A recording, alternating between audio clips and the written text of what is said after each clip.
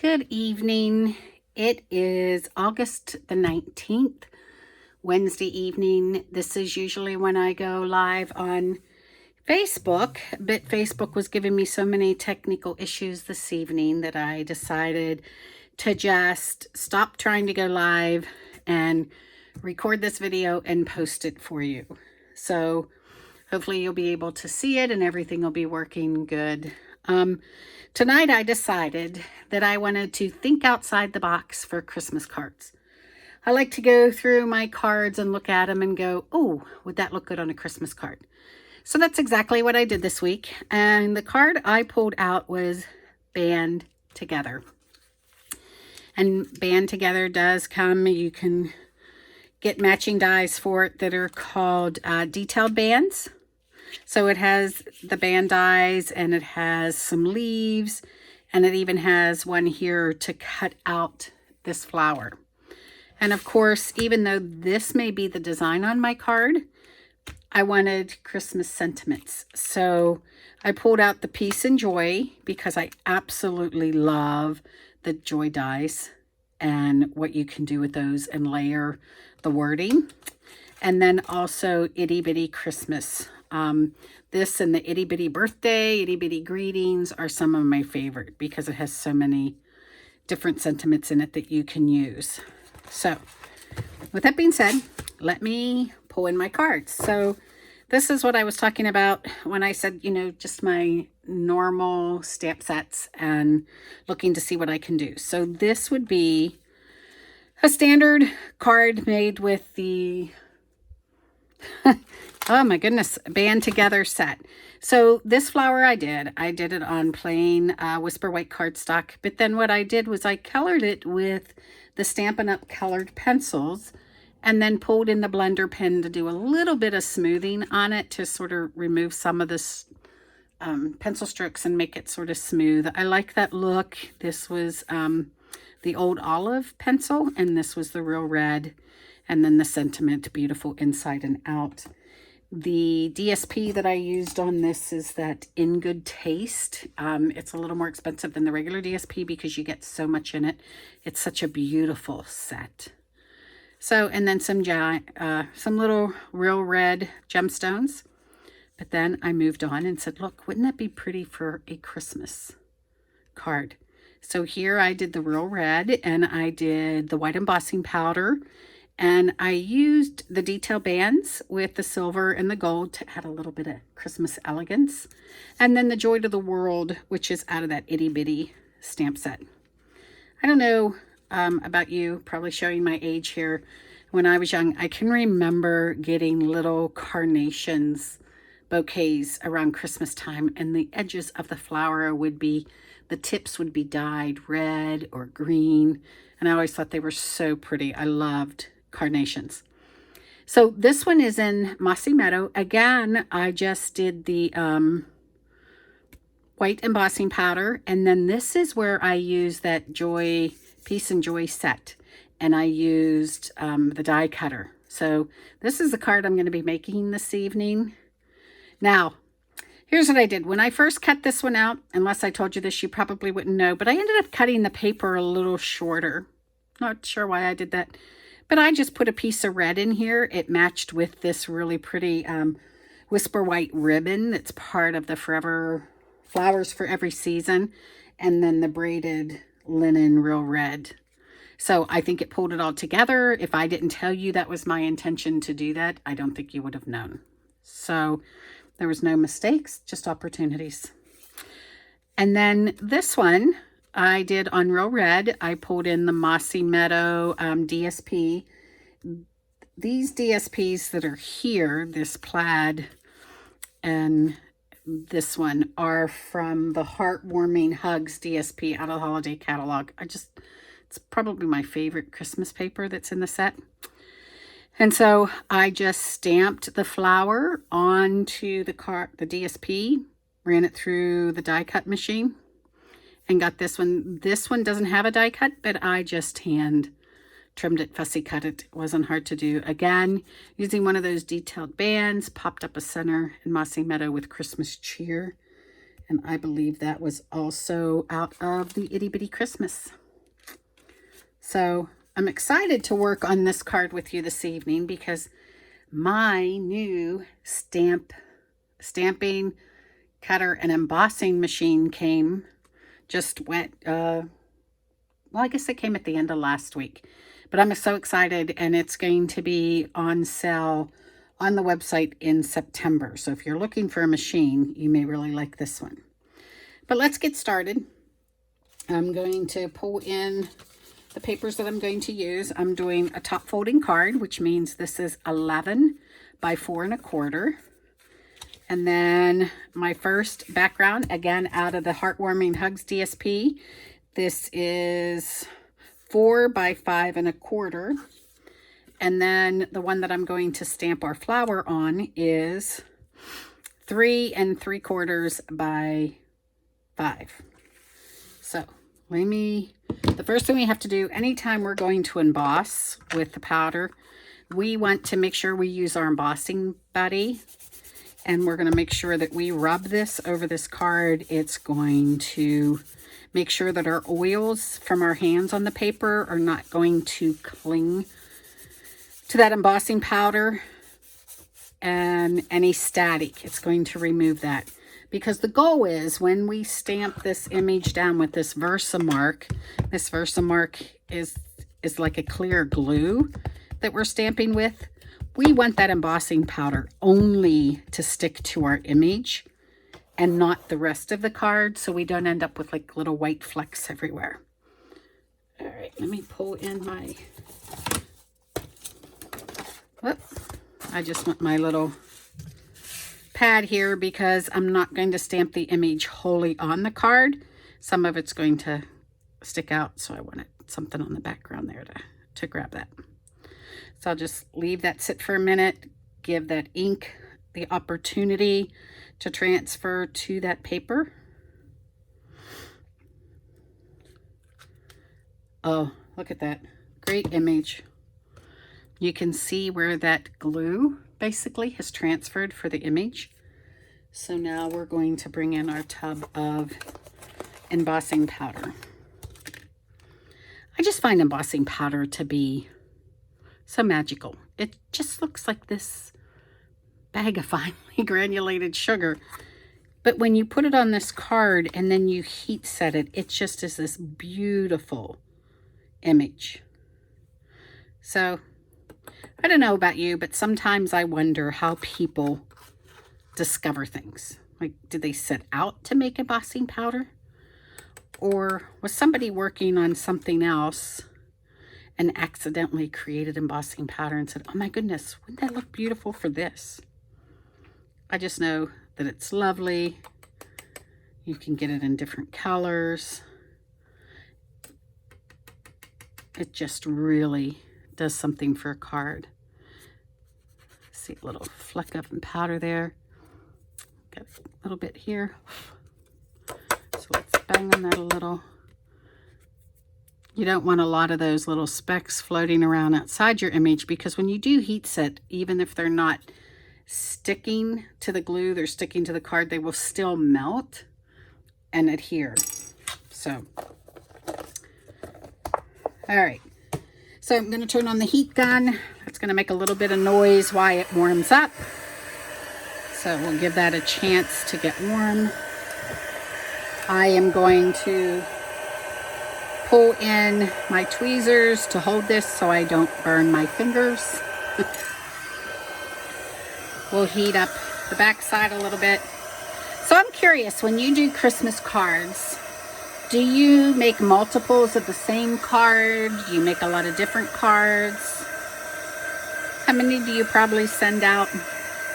I think last year I sent out probably about between 80 and 90 Christmas cards. Last year I ended up sending all different kinds of Christmas cards because I was just making several different kinds. The year before that, I made 90 cards exactly the same to send. I even put Bill to work helping me make those. He's a great demo support. I think I've mentioned that before. Look how pretty that's melting into the card. So I'd really love to know how you do your Christmas cards. Do you ever do a non-traditional card like I'm doing with this?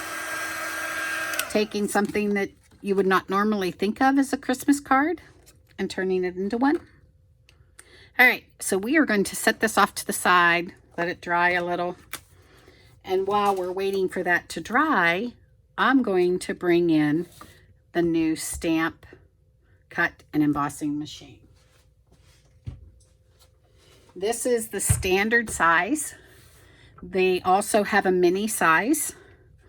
And both of these should be on sale in September. So I really like this. I wasn't going to get it at first, but then I decided to try. It comes, you have to attach the handle when it comes in the mail, but I like it because for storage, one thing, it takes up a smaller footprint in my craft room instead of having the big shelves out with it. I also like that these click in.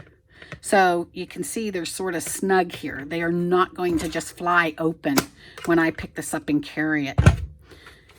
And the mini, actually, what I was impressed with that, there are other little embossing machines, but they're like a 2-inch wide base, maybe 2.5. So if you look up the mini, I think it's a 3.5-inch width base. Anyway, so to use this, you just pop these down and you can hear those click. That's why I was telling you that they really lock in. So when you're moving it around, when it's closed, it's not going to fly open on you. So I like that, and it forms that smaller footprint. The other thing that's nice is with this machine, you get all the die cutting plates. And they labeled them 1, 2 number 3s, and a number 4. Of course, the 4, this is not a cutting surface. This is to use with embossing folders. And they made it very clear on the plates what you need to do. And they labeled it with 1, I need a base plate, which is this. I need a shim, which is number 2. And then I need 2 number 3s to do my die cutting today. And then if you were going to do a standard embossing folder, you would just do number 1 and 2 number 3s. When you're going to use those 3D embossing folders that we all love so much, you would just do number 1 and number 4 with the embossing folder in between. So I think that makes it pretty simple. We don't have to think too much about it. So what I'm going to do is I'm going to use the Peace and Joy dies. We are going to cut out the word joy, and I'm going to cut out the whole word. I'm going to do the larger back, the middle size, and then the script itself. So I'm going to come in here now. When I have I didn't clean off my plates from the last time.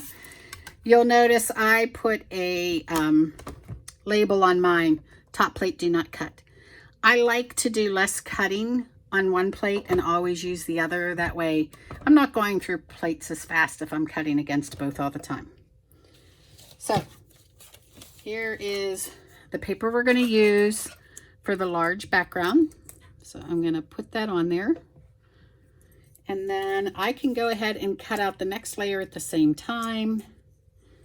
And now my white paper, I'm hoping that I can fit multiples on here. Let's see. Get those in here. And then this piece of white cardstock, I went ahead and put a sticker, double-sided sticker on the back. So I'm going to cut the word joy out of that for my script. We'll put the top plate on. I find this very easy to crank through. And it cuts beautifully. I like to bring them back on this side. I don't know why. Just one of those things. We all have certain things that we do. So we're done with joy, the middle, and the back. So here's my back. Oh, wants to stick. So, and there's joy that's going to go on top of that.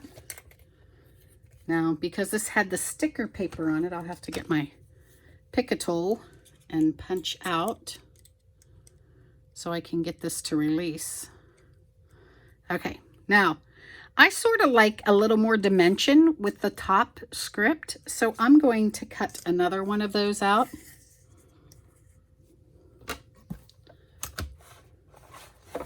We'll run this one through. I tell you what, it cranks really easy, works very well. All right, I'm done with this, so I'm going to close it. You're going to hear this snap because those really lock into place, but they're not hard to open. But I don't have to worry about them flopping down when I move it. Okay, let me pull out my last piece. Move my plates out of the way. Get my pick a tool and punch these out. What I like about using, let's see if this is going to pop out. There we go. Let's put these together. So, first one is I'm just going to take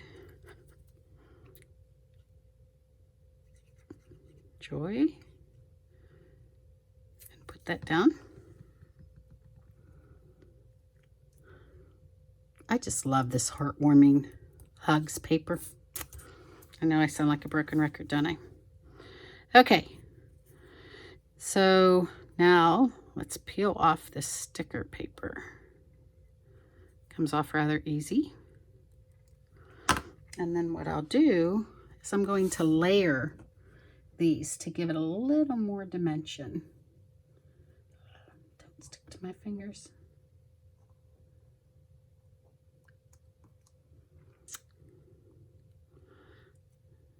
Come on. It wants to stick to my hands. Yeah, isn't it funny how you can do something 100 times off camera, and then the minute you go to do it on camera, you run into every issue imaginable. But that's okay, we'll get it. That sticker paper is very, very sticky. Okay. There we go. You could also do that with glue. You don't have to have the sticker paper. Let me take the sticker off the back one.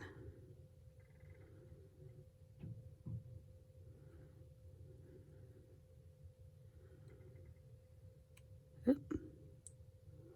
I know it's there somewhere. There we go. All right. So then again, we're just going to stick this down.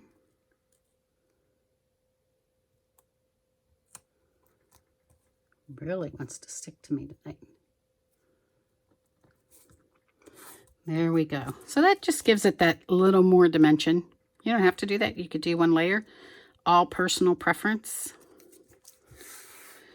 Okay, so now we know our card is dry. We're going to bring in the layer that it's going to go on top of.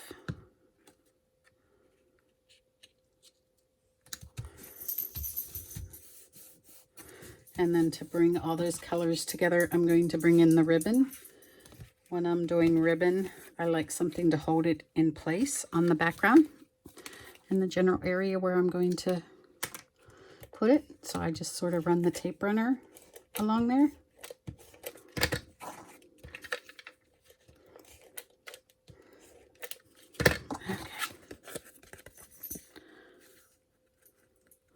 That just helps hold it in place while I build the rest of the card out.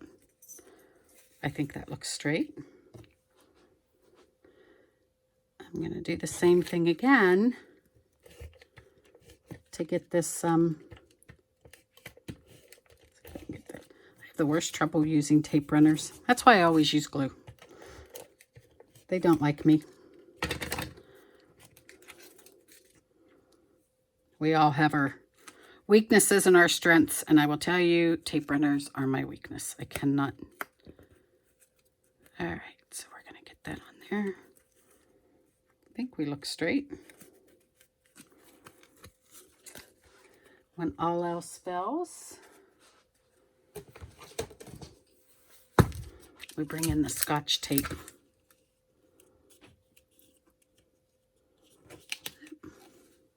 pen. You can do something 100 times in one day, but the first time you try to do it on camera, we're all falling apart here tonight, and that's okay. People, this is reality, right? All right, stick. I think we have that. There we go. Stay.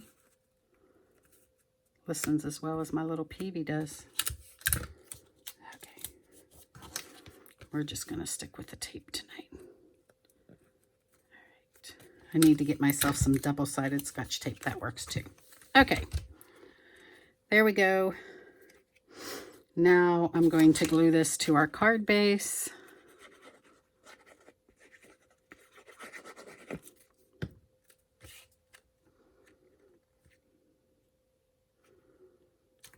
Go. If you don't like how if your ribbon flops here, you can always take a little glue dot and put it in.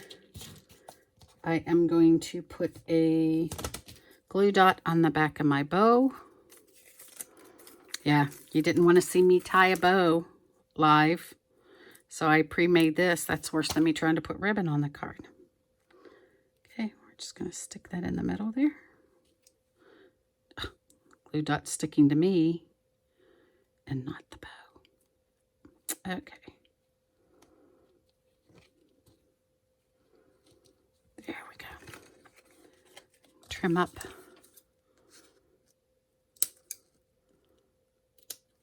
Braided ribbon. And then we'll just get some dimensionals and we'll put it on.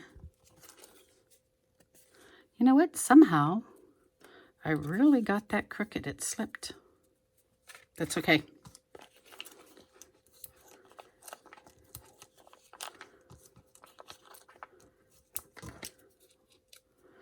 Seems that more than technical difficulties this evening. Peel off the back of these.